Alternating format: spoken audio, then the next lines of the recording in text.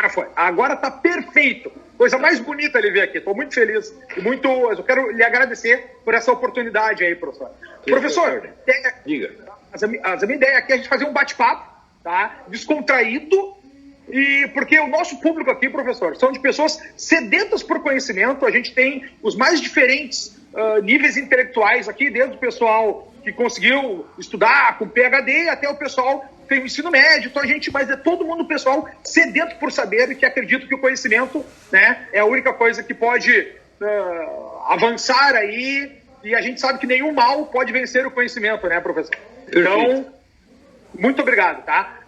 Professor, dentro dessa nossa primeira conversa aqui, o que eu digo sempre para as pessoas aqui, pela minha própria experiência de vida, nós sempre discutimos aqui muito de filosofia, diversos caminhos, e o senhor foi o cara que, sem dúvida nenhuma, conseguiu fazer nascer um pensamento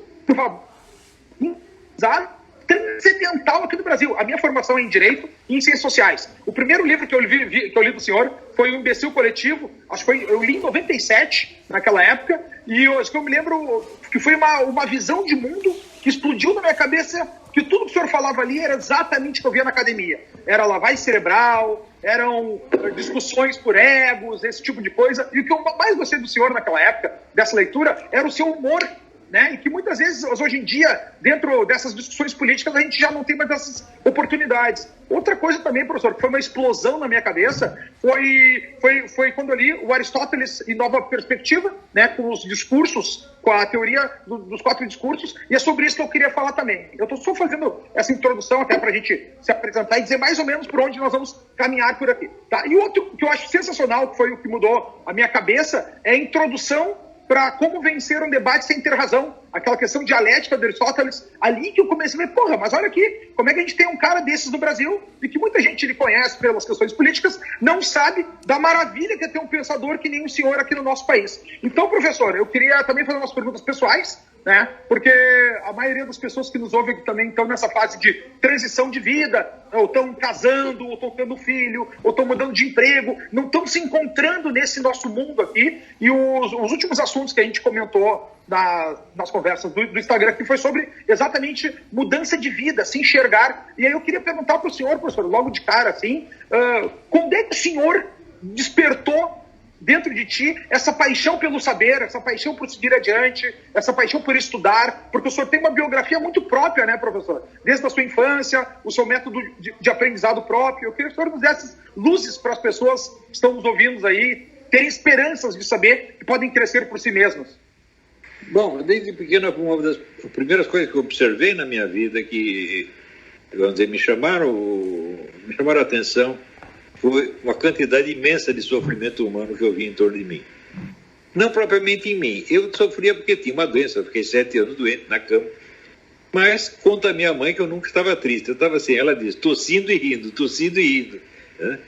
E eu lembro que as amigas da minha mãe se reuniam em torno da minha cama para ver as historinhas que eu contava e elas morrendo de dar risada, né? E eu, quando pequeno, meu sonho era ser palhaço de circo. De certo modo, eu sou. Então, mas o sofrimento eu via, todas aquelas velhinhas tinham histórias tristes em troca das histórias engraçadas que eu contava, que eu inventava, eu via a vida delas era muito triste, né? E uma senhora vizinha nossa que tinha 2 filhos, um bêbado e um louco. A vida da mulher era um tormento permanente, e ela de vez em quando, eu lembro que ela vinha entrar na minha casa, era o único telefone que tinha na rua, e ela vinha desesperada dizendo que precisava telefonar para o psicopata. E eu e meu irmão nós não sabíamos se íamos chorar ou rir. Ele devia ser um psiquiatra, né, professor? Claro. Tinha muito sofrimento, assim, isso sempre me chamou a atenção. E eu tinha dó das pessoas, eu não via o que eu pudesse fazer por elas. Então, o sofrimento humano foi a primeira coisa que me chamou a atenção e que me pôs na pista de estudar. Eu queria entender o que se passava, né? Eu me lembro, teve um episódio que esse bêbado, que era nosso vizinho, ele era um senhor que tinha se desgraçado da vida completamente. E um dia minha mãe falou, vamos lá na casa da Anitta. A Anitta era a ex-mulher dele, que ele tinha separado. Vamos lá, eu devia ter 7, 8 anos. E eu chegamos na casa da Anitta. A Anitta era a mulher mais bonita que eu tinha visto da minha vida. E daí eu pensei, mas o que levou esse sujeito a trocar essa mulher por uma garrafa de pinga? Isso é absolutamente inexplicável. Não fechava a conta. Coisas desse tipo sempre me chamaram a atenção. Por que isso acontece? Né? E esse foi minha primeira inspiração, por assim dizer, desde pequenininho. Eu, naturalmente, comecei a buscar conhecimento, sobretudo na literatura, lendo literatura de ficção. Romance, conto, poesia, teatro, né, tudo isso. Foi assim que começou. O senhor sabe que quando o senhor fala da história da sua mãe do tossindo e rindo, né, professor, eu só virei adulto depois que meu pai morreu, já tinha 30 anos. Antes disso eu não tinha levado um choque da vida. Minha vida sempre tive oportunidade de estudar, fazer faculdade, viajar, né? Eu fui advogado 12 anos, depois larguei tudo, mudei de vida, virei fotógrafo. E comecei a viajar o mundo fotografando, trabalhando, e a partir disso a vida acabei voltando para aquela minha essência inicial, que era as ciências sociais. E quando o senhor fala aqui, professor, do tossindo e rindo, eu me lembro que literalmente para mim o que eu chamo de agradecer por estar se fudendo pouco. Seria uma espécie do amor fati dentro do estoicismo ali. Então eu só fui ter uma noção da vida, né, do saber, ter certeza que isso aqui vai acabar, de perder a ilusão da imortalidade, do memento mori e do amor fati. Eu só fui ter isso tudo. E aí que eu fui voltar a estudar filosofia. Porra, os caras estão falando isso aqui há 2.500 anos e a gente não ouviu esse monte de coisa, né, professor? Então, aí eu me lembrei novamente da questão do trivium, do quadrivium. A gente volta a estudar as artes liberais, né, passando ali pela gramática, depois... Porque na minha cabeça, professor, o que eu falo para as pessoas aqui sempre é assim, pessoal, você tem que começar a enxergar o mundo, né, através de uma visão da própria gramática e depois passar pela tua cabeça, pela retórica, e tu conseguir deixar numa dialética do outro lado lá. Isso aí que eu falava muito assim. E aí eu queria, professor, se o senhor pudesse dar uma introdução para nós aí, porque o que eu quero saber na realidade é o seguinte, que vai ser minha pergunta posterior, tá? Eu queria que o senhor comentasse conosco, o senhor tem um tempo livre, quanto quiser, para falar sobre os 4 discursos do Aristóteles, a importância de cada um deles de ver, porque minha próxima pergunta para o senhor vai ser: como é que o senhor teve a capacidade de enxergar um negócio desse, que só o São Tomás Aquino viu lá anos atrás, entendeu? Eu queria fazer essa pergunta depois, mas primeiro eu queria que o senhor explicasse para as pessoas essa visão do Aristóteles e essa integração toda dela no mundo. Veja, hoje em dia a ideia mesmo de filosofia está muito corrompida, porque ela está associada a uma profissão. Quer dizer, o sujeito vai estudar filosofia porque depois de 4 anos ele quer uma profissão universitária. Se você falasse isso para um filósofo da Grécia Antiga, da Idade Média, ele riria na sua cara. Veja, por exemplo, Aristóteles estudou com Platão durante 20 anos, antes dele começar a estudar. 20 não, 18 para ser exato. Sócrates jamais imaginou a filosofia como uma profissão. Ao contrário, ele era um soldado aposentado e de profissão ele era um construtor, um empreiteiro. Tá certo? Filosofia nunca foi uma profissão para ele, nem foi uma profissão para Platão. Platão foi um cara que, na juventude, era de família rica, ele estudou para ser um político. Tá certo? E Aristóteles, quando entrou na academia de Platão, ele com certeza não esperava obter um emprego em 4 anos, tanto que ficou 18. E ele já tinha uma bagagem, porque o pai dele era médico da corte de Alexandre, né, do rei Filipe da Macedônia. E ensinou muita coisa para o filho. Você vê que a marca do cientista natural, do biólogo, é muito visível em tudo que Aristóteles escreveu. Tá certo? Então, a filosofia assim, era, sobretudo, um modo de vida e uma busca da sabedoria mesmo.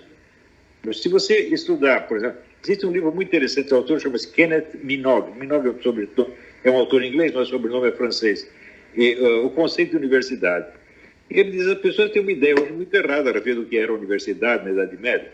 Imaginam que a universidade era para preparar a casta dominante, para preparar o clero, etc. Não era nada disso. A universidade era apenas um clube de aficionados. As pessoas, o reitor da universidade era um aluno. Eram pessoas interessadas em aprender, que se reuniam, se cotizavam, se tinham dinheiro, contribuíam com dinheiro, se não tinham, pediam para algum ricaço da região, e aí contratavam os professores que lhes interessavam. Eles não visavam a finalidade profissional, nem muito menos uma ascensão social. Na verdade, não tinha ascensão social nenhuma por esse meio, né? Então, durante milênios, a filosofia foi realmente a busca da sabedoria. O negócio começa a complicar quando a Universidade de Paris cria o seu regulamento, 1200 e pouco. Que divide da Naturwissenschaften para Geisteswissenschaften. O carreirismo profissional. Daí decaiu. Tanto que, 3 séculos depois, você já vê que a vida intelectual vai para fora da universidade. Se você pega os grandes pensadores dos anos 1500, 1600, já não eram mais professores universitários. Descartes não era professor universitário, Francis Bacon não era professor universitário, Leibniz não era professor universitário, e assim por diante, né? Então, começa a haver uma vida intelectual fora e contra a universidade. Por quê? Porque a universidade havia se cristalizado no regulamento, burocratizou a profissão. E hoje nós vemos de novo essa profissão totalmente burocratizada, né? No Brasil, muito mais que mais. Tanto o pessoal acha muito estranho. Como é que pode ter um filósofo sem diploma? Fala, meu Deus do céu. A maior parte dos filósofos ao longo da história não tem diploma nenhum. Tu sabe... Tem grandes filósofos.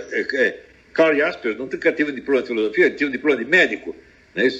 No Brasil, nós temos aí o Miguel Reale, que é talvez o filósofo brasileiro de mais reputação no exterior, não tem diploma de filosofia, tem diploma de advogado. O Mário Ferreira dos Santos, que foi o maior filósofo brasileiro, nunca tem diploma de filosofia. E o que o senhor apresentou para nós todos, né, professor? Aí mais um mérito seu, e com o Wegelin também, com a sua ciência política, isso tudo é obra sua aí, trazer para nós aqui, incautos. Mas, professor, quando o senhor fala dessa parte da ciência, até o próprio Descartes foi um cara que fez essa separação dos campos das ciências humanas, né, as Geisteswissenschaften com as ciências da natureza. E aí, eu queria saber do senhor, lhe perguntar, de onde é que o senhor tirou, mas como é que é ser genial esse ponto de enxergar esse caminhar da poética, da retórica, da dialética e da lógica aristotélica, trazer tudo para um uníssono. Porque as pessoas, né, desde o século I, nunca foi assim, as pessoas nunca enxergaram isso, a não ser o São Tomás Aquino, que citou na verdade, a ideia, eu não descobri isso em Aristóteles. Quem descobriu foi São Tomás de Aquino e Avicena. Só que é o seguinte, cada um só escreveu 10 linhas a respeito. São Tomás diz, olha, a lógica de Aristóteles se divide em pá. E a Avicena diz a mesma coisa. Diz, olha, que coisa esquisita é esta? Por que só esses dois chamam a atenção e o resto de todos os estudiosos de Aristóteles não perceberam isso? Então eu falei, bom, então eu decidi estudar. Falei, eu vou tirar isso a limpo. E fui estudar e verifiquei que eles tinham razão, realmente. Agora, não precisa ter estudado Aristóteles para você reparar no seguinte. Se você pegar culturas mais primitivas, de índios, etc., você vai ver que muitas delas têm elementos da cultura atual que não existem nela. Por exemplo, não existe física atômica na tribo de índios, tá certo? Não existe uma ciência jurídica escrita, tá certo? Tem várias coisas que faltam, mas a arte narrativa existe em todas, né? A poesia épica, que é narrativa da constituição da tribo, exatamente. Então, a história das origens da tribo, né? No Brasil tem, nos índios do Xingu, tem a história de que eles abriu um buraquinho no céu e eles caíram, né? Então cada um com a sua teogonia, né, professor? Cada um com a sua teogonia, exatamente. Então, a teogonia toma a forma de uma narrativa épica, tá certo? Mítica, na verdade, mítica. Então, isso é o começo de tudo. Sem isso não existe mais nada, né? Você pode perguntar também, numa tribo de índios existe política? Em geral, não existe. Quando começa a existir alguma disputa, tá certo?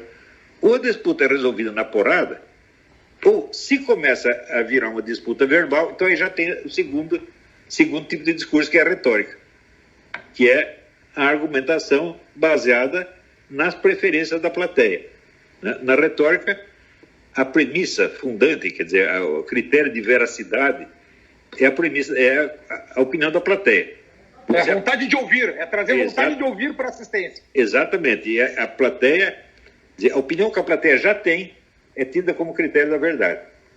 Mais tarde, quando os discursos retóricos se multiplicam, esse critério já não basta mais. Então começa vamos dizer, o cotejo das várias opiniões, comparação de opiniões. E isso é dialética. Está entendendo? E tem, sim, claro. Então você tem o terceiro tipo de discurso, que é a dialética. E, por fim, quando você avança no sentido da formalização da linguagem, né, que vai se aproximando cada vez mais do modelo do raciocínio aritmético, aí você tem o que se chama lógica, que Aristóteles chamava analítica. Os juízos apodíticos, né, professor?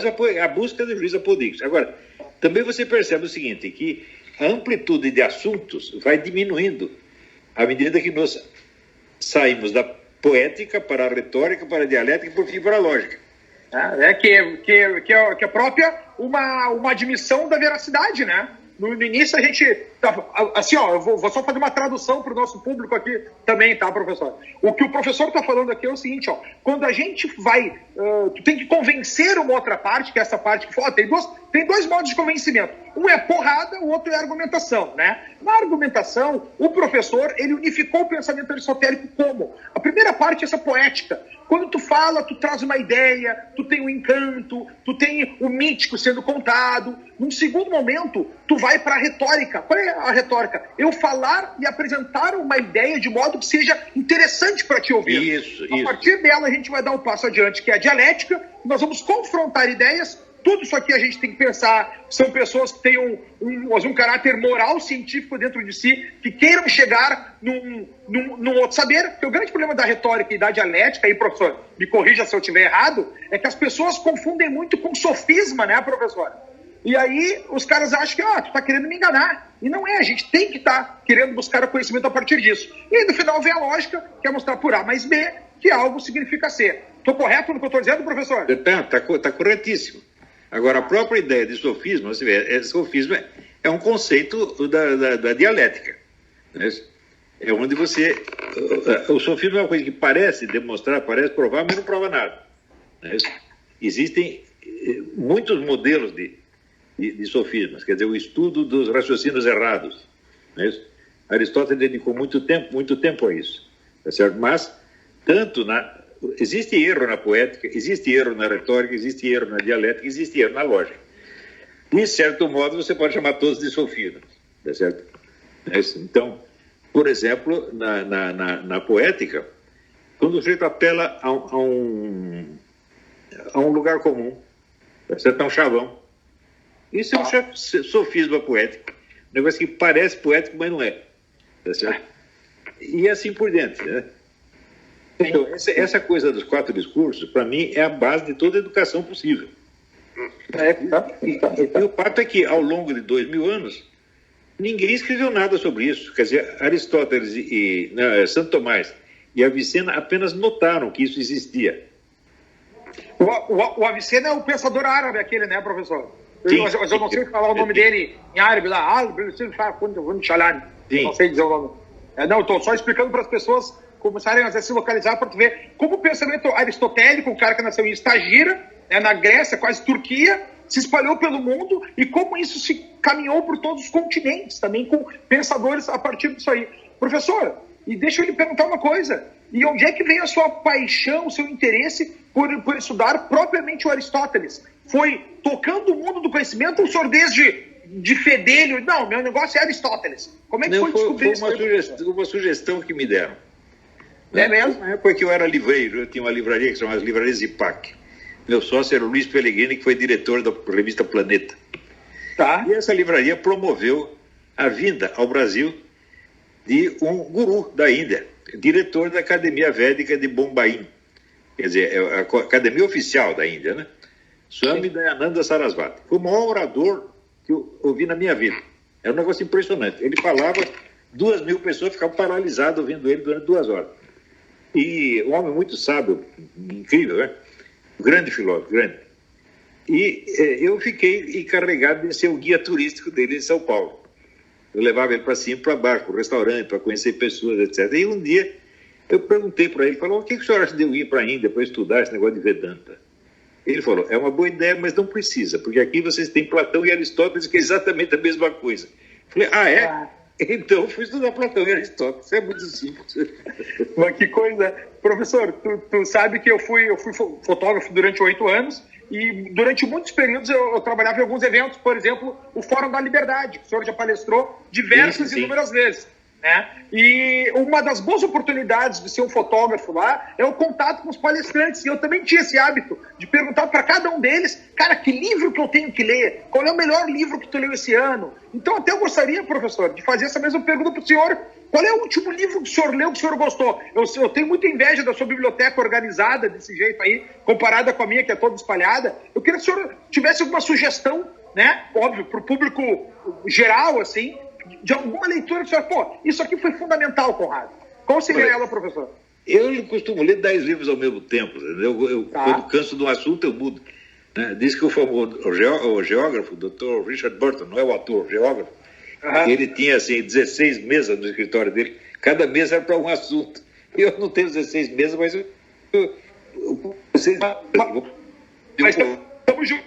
Vou mostrar a minha para o senhor aqui, ó. A gente tem Schopenhauer, Dores do Mundo, temos a Política do Aristóteles, tem mais um Theodor Deripahl aqui também. Então o senhor vê que a bagunça aqui, desculpa pegar o celular aqui, a câmera para mostrar, mas assim que a gente vai aprendendo, né? Vamos ver o que vem. O livro que eu estou lendo agora, por acaso, né? Essa aqui é a biografia do Whittaker Chambers. Eu sei que começou, ele era agente do Partido Comunista, e daí ele denunciou o Partido Comunista para as autoridades americanas e houve o famoso processo do Alger Hiss, que era um camarada importantíssimo, poderoso, e que foi para a cana por causa dele. Ele desmantelou um esquema do Partido Comunista nos Estados Unidos. Né? Então, para uns ele é um herói, para outros é um bandido. Né? Também estou lendo esse aqui, A Substância Esotérica do Pensamento Voltairiano. Veja, você imaginou algum dia que Voltaire fosse um autor esotérico? Nunca! Esotérico místico? Não parece, mas é. Do Voltaire demonstra isso. Mas eu me lembro de um livro dele, acho que é Cândido, ou do Otimismo. Ela faz interpretação esotérica do Cândido também. Tá brincando? Esse eu vou ter. Não, tudo que o senhor fala, eu estou anotando aqui no meu caderninho aqui, professor. Então deixa eu pegar aqui. Esse aqui do Voltaire, tá?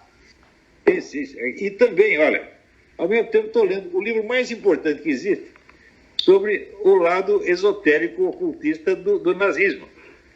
Esse é considerado o livro mais completo e mais perfeito. Livro científico mesmo. Sim. Existe muita especulação, muita fantasia em torno disso, mas esse camarada é um autor científico muito sério. Né? E lendo isso, eu pensei assim, por que o pessoal se interessa tanto pelas origens ocultistas do nazismo e não se interessa pelas origens ocultistas do comunismo?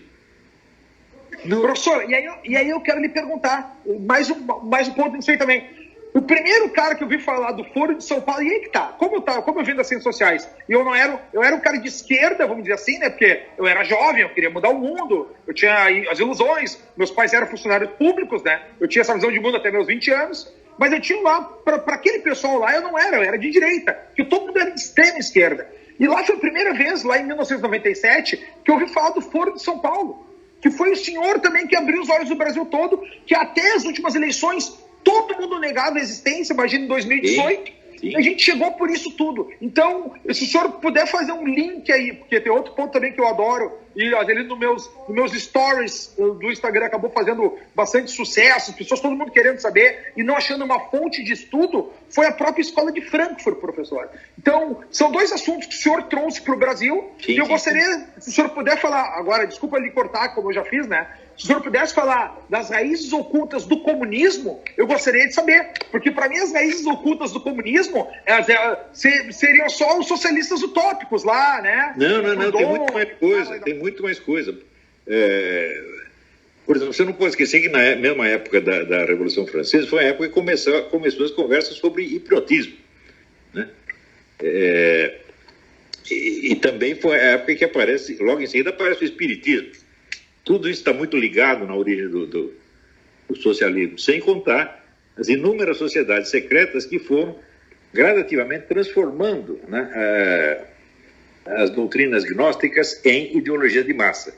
É um processo muitíssimo complicado. Né? Existe um livro interessante sobre isso, chama-se Fire in the Minds of Men, Fogo na Mente dos Homens. O autor chama-se James Billington. É uma obra-prima de historiografia. Fire in the Minds of Men. Ok. James Billington. James Billington. Eu recomendo muito esse livro. Então, esse é um livro do camarada que estudar as origens gnósticas do socialismo. O Eric Voegelin também mexeu muito nisso, mas ainda tem muita coisa para descobrir, né? Agora, o negócio do Foro de São Paulo foi assim. Eu tenho um amigo já falecido chamado José Carlos Graça Wagner, que era um advogado de muito sucesso em São Paulo, e ele que descobriu esse negócio do Foro de São Paulo. E ele tinha na casa dele um quarto cheinho de documentos sobre o Foro de São Paulo.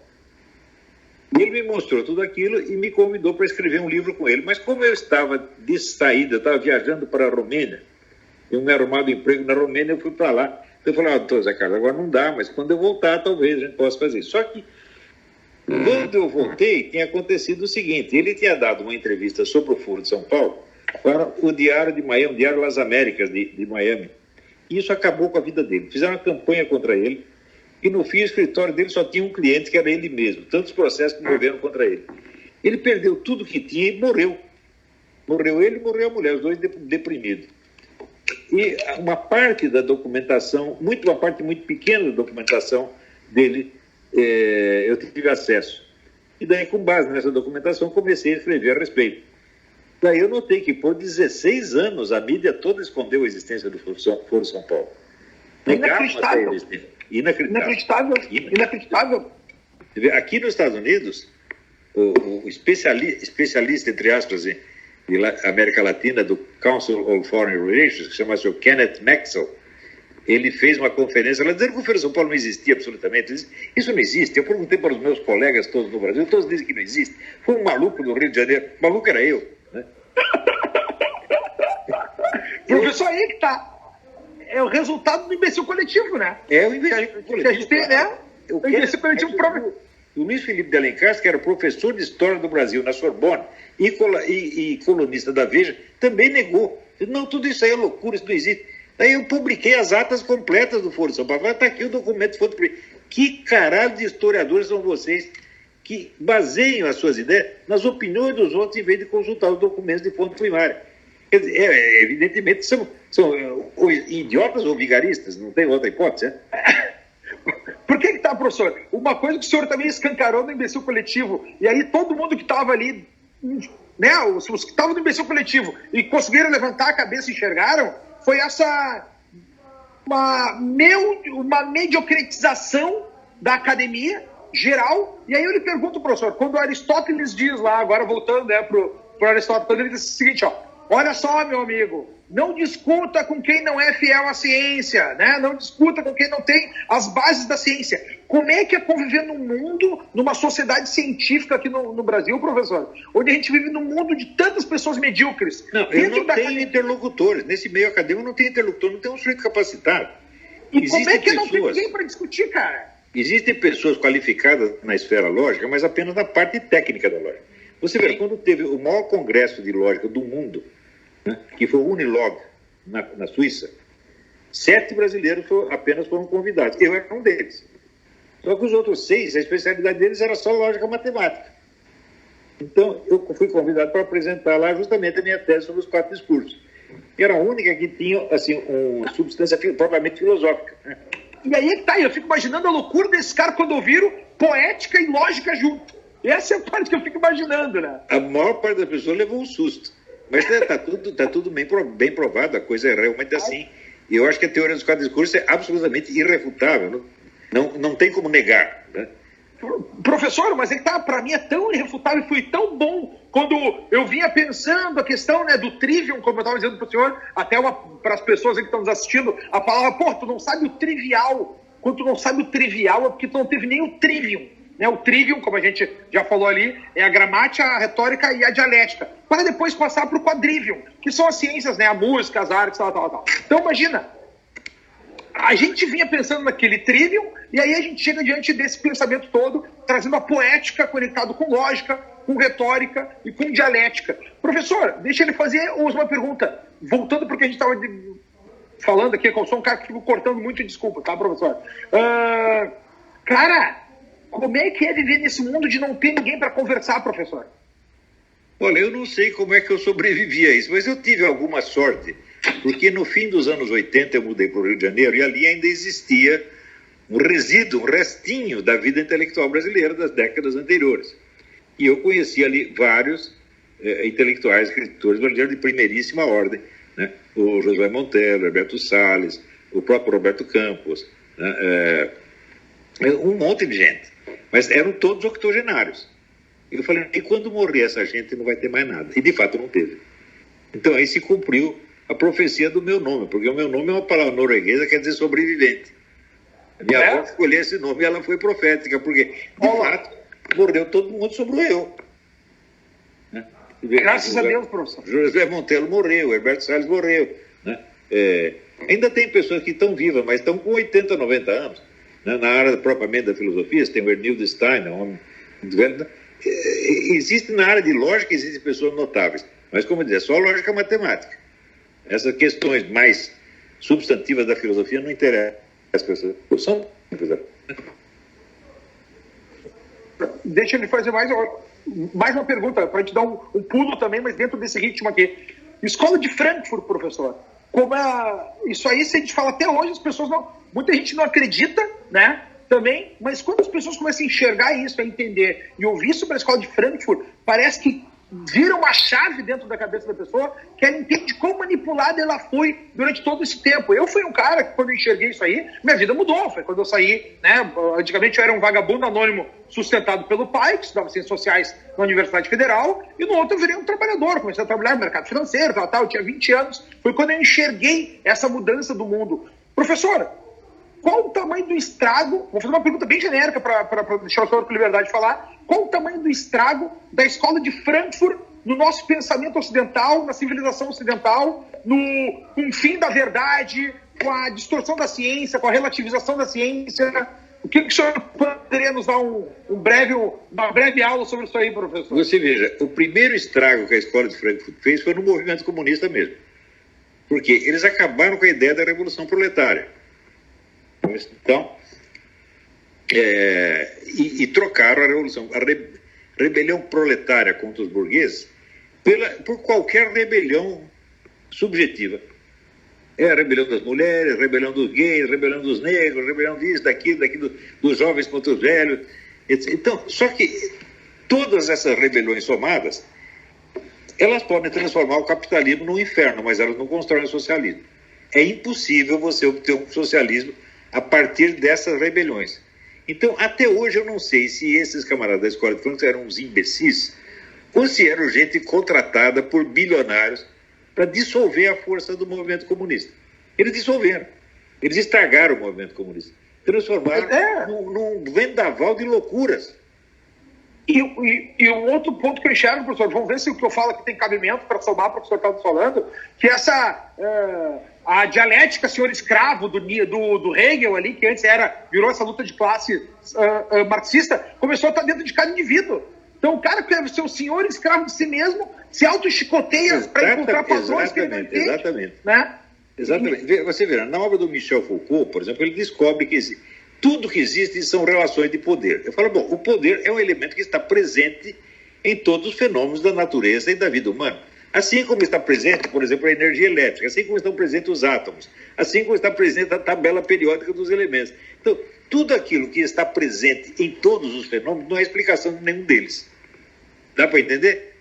Claro, claro. Porque é a Ganzheit, né? É o tudo vira o nada, né? Porque claro, exatamente. Nada. Então, eles fizeram esse negócio, vamos dizer, quando você vê essas relações de poder que estão presentes em tudo, estão presentes, por exemplo, na relação homem-mulher, na relação do pai com o filho, na sua relação com o seu cachorro, etc. E ficam revoltados com isso. Eu digo, peraí, mas esse poder, essa presença do elemento poder é inerente a esses fenômenos. Se você retirar a relação de poder, o fenômeno acaba. Por exemplo, como é que você pode ter uma relação com o seu cachorro que não tem nenhuma relação de poder? Como é que você não vai mandar mais no seu cachorro, ele vai mandar em você? Uma vez teve esse imbecil do Renato Janine Ribeiro, escreveu um artigo que ele achava profundamente injusto você não deixar o seu cachorro deitar no sofá, não deixar ele mijar no meio da sala. O cachorro tem que ter os direitos humanos dele. Tá muito bem, então o cachorro ele vai se impor a você. Então, o poder é uma coisa que está presente em todos os fenômenos naturais e humanos. assim como está presente a energia elétrica, assim como está presente a energia atômica, assim como está presente, por exemplo, as cores, né? Então, é assim, o sujeito que não percebe isso, que a onipresença de um elemento impede que ele seja a causa do fenômeno, o sujeito que não percebe isso simplesmente não sabe lógica. Então, é uma ideia de imbecis. Entendeu? Então, como é que esse pessoal não percebe? Michel Foucault, por exemplo, não percebia isso.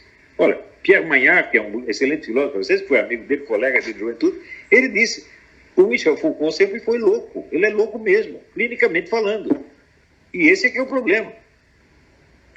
Não, o trabalho dele todos também, em relação ao poder, ele tinha uma linha bem do biopoder ali, né, professor? Que ele tentou trazer isso aí. Bom, mas isso aí daí nós vamos meio sair fora dessa linha. Você tem relação de poder, ele achava horrível, mas você sabe que ele era um homossexual ativo. Ele vinha na USP e comeu 20 e tantos moleques lá, né? E ele comeu, o outro não era relação de poder, não? Ele está lá em cima, o outro está embaixo. Pronto, está dada a relação de poder. Isso pode.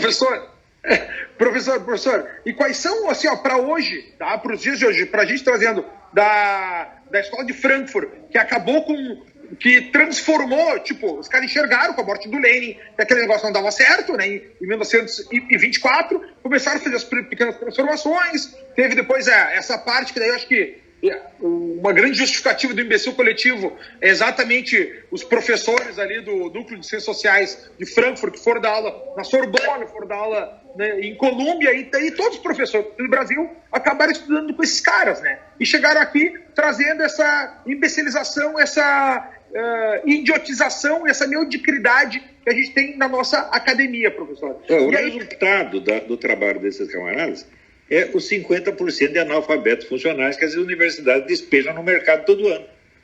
E também os alunos que tiram os últimos lugares nos testes internacionais. Esse é o resultado. É assim, aquele ditado latino: se monumento require circunspice. Quer dizer, se você quer um monumento, olha em torno. É o seu monumento, é o que você fez. E olha o que a destruição da educação brasileira é o monumento desses caras. Teve uma reunião de ex-reitores, né? Estava presidida pelo Zé Goldenberg, falei: eu, por mim, botava todos esses caras no hospício. Porque o que eles fizeram na educação brasileira, não é possível que não perceba que eles são fracassados.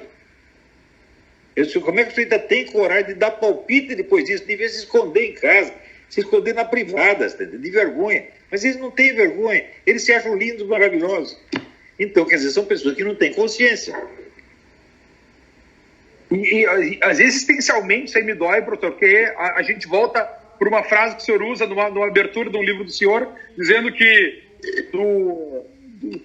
tudo que já se escreveu, todas essas grandes bibliotecas, são apenas notas de rodapés para Platão e Aristóteles. Né, sem sombra de dúvida, sem sombra de dúvida. E aí, a solução da educação, o Platão já dava na República dele, está lá, já escrito com todas as letras. E aí, professor, como é que o senhor enxerga o futuro do Brasil aqui em termos de educação, professor?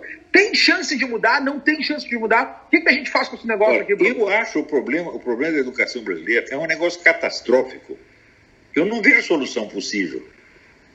Entendeu? Quer dizer, botaram lá um novo ministro da Educação, ele não vai conseguir nada, como nenhum jamais conseguiu. Os melhores não conseguiram nada, os piores conseguiram destruir. Isso sim. Então, é uma situação na qual só dá para fazer o mal. O Ministério da Educação não é um instrumento para corrigir a educação brasileira. Ele é o problema da educação brasileira. Você vê, qualquer Ministério da Educação é assim. Os Estados Unidos tinham a melhor educação universitária do mundo, até que o Jimmy Carter criou um Ministério da Educação, que daí começou a decair. Tem o livro da Charlotte Iserbyt, chama Estupidificação Deliberada da América, The Deliberate Dumbing Down of America. Charlotte Iserbyt. Não deixe de ler esse livro. Tá, já está anotado. Dumbing Down America. Tá.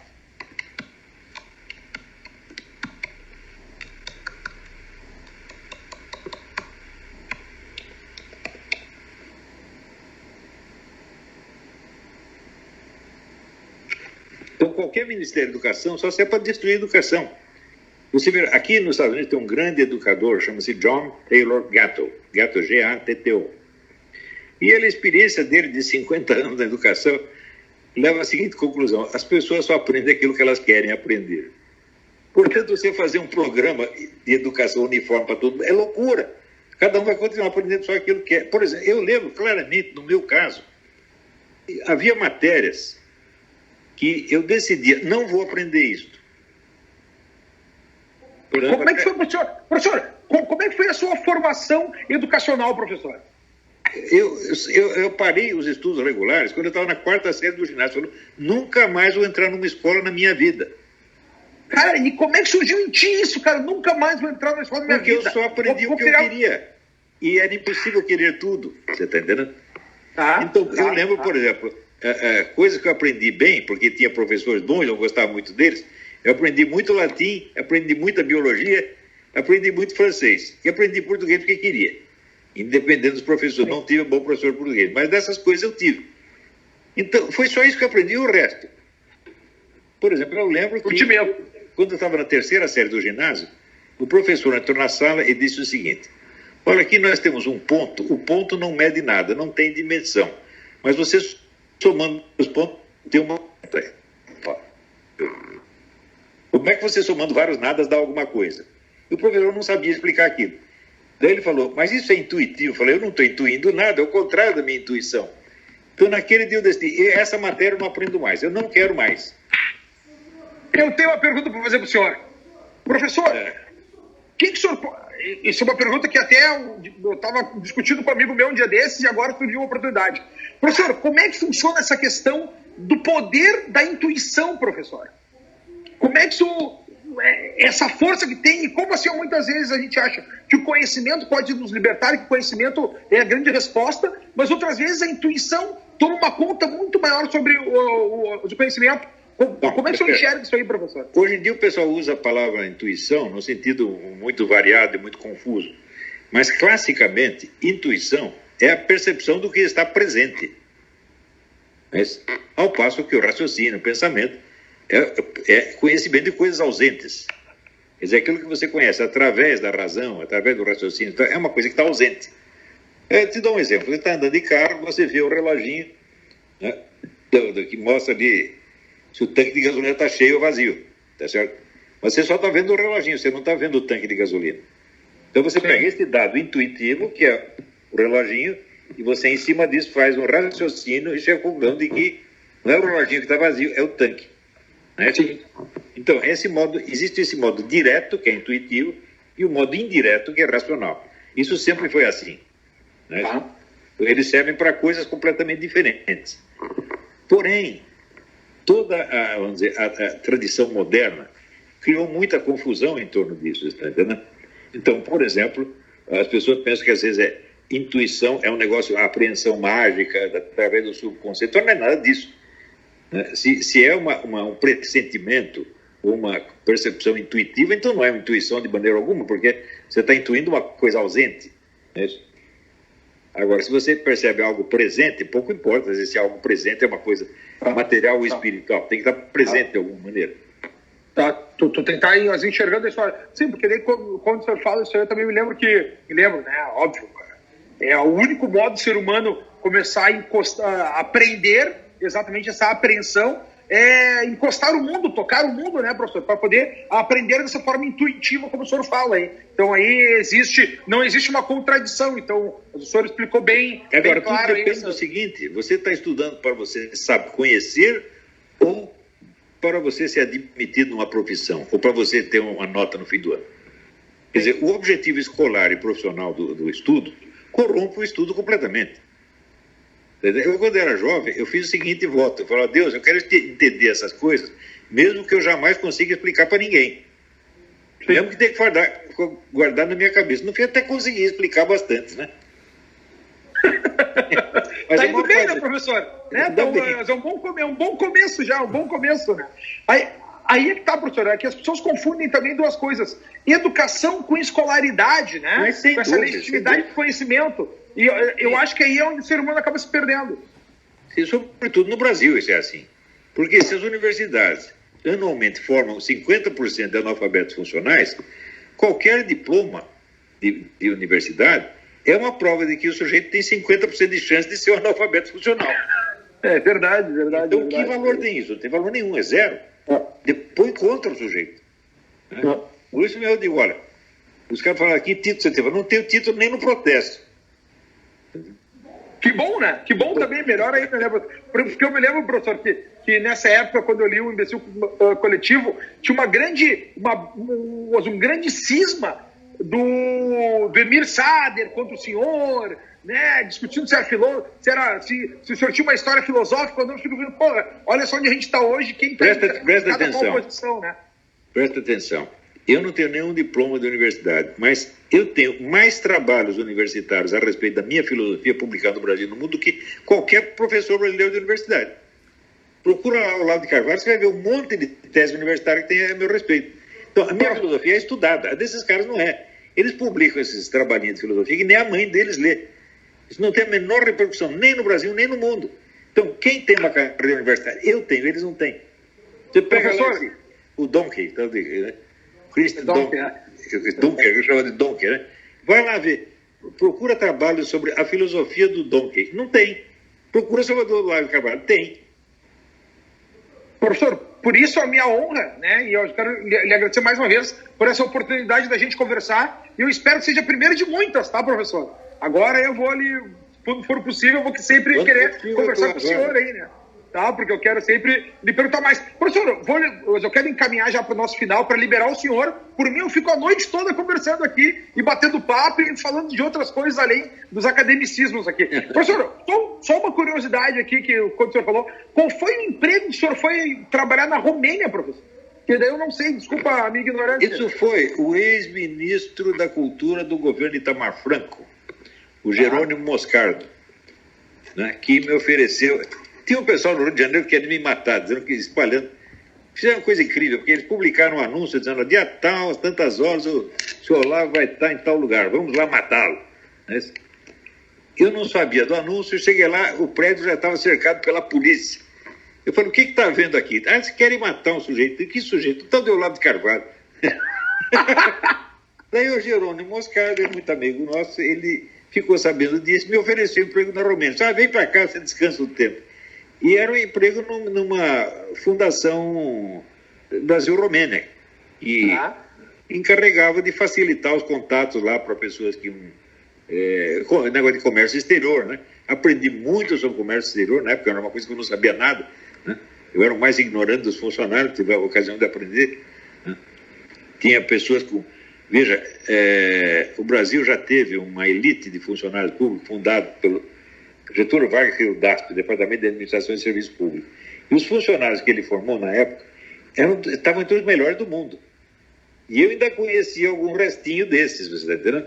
E estavam trabalhando na área de comércio exterior, me ensinaram um bocado de coisa. Agora não tem mais nada, agora é tudo analfabeto. Professor, deixa eu fazer mais uma pergunta para o senhor, já que o senhor contou essa história aí, quase que anedótica, né? Nossa, você tá indo matar quem? Tá indo matar o Olavo de Carvalho.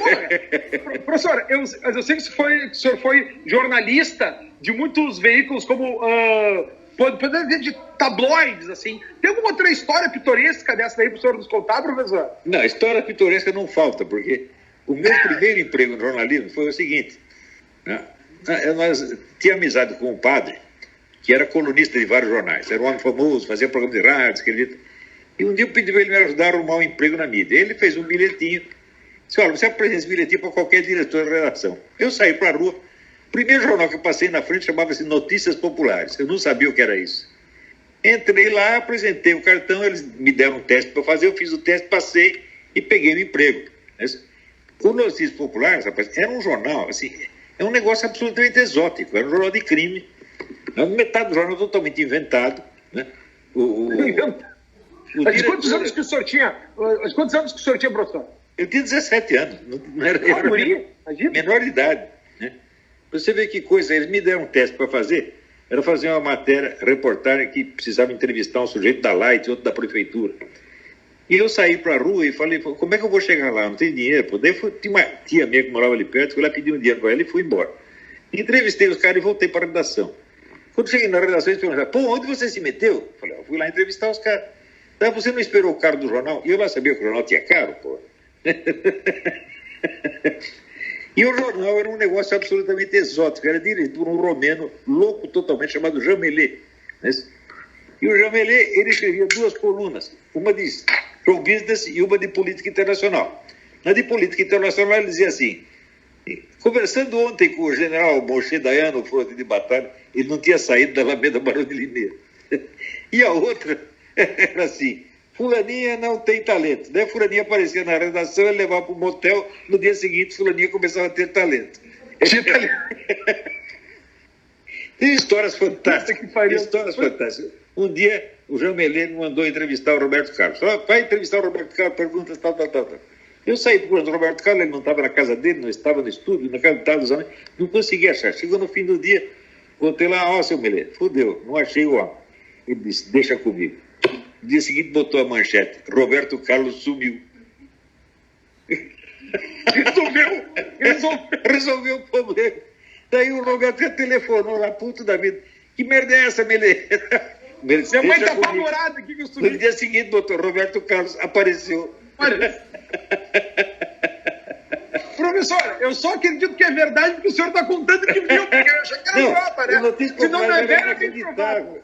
Era inacreditável.